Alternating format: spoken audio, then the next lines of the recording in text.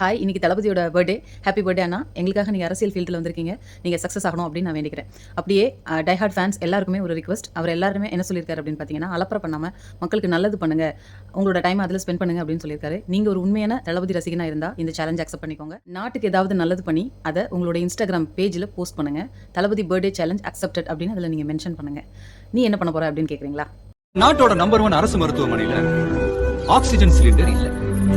என்னடா காரணம் கேட்டா 2 வருஷமா அதை சப்ளை பண்றதுக்கு பணம் பாக்கி. நம்ம மெடிக்கல் ஃபீல்டு ரமணா படத்துல இருந்து ஆரம்பிச்சு மெர்சல் வரைக்கும் ஹாஸ்பிட்டல் பத்தி கழுவி ஊத்திருப்பாங்க.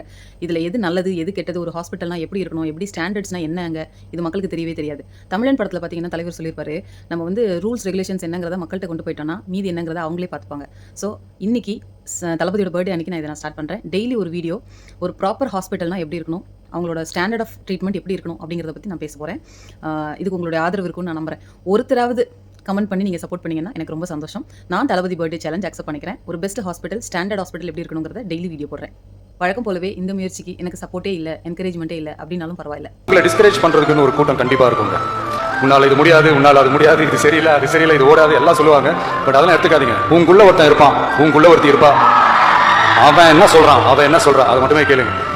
Kill them with your success, bury them with your smile. Challenge accepted. Happy birthday, Thalapathy.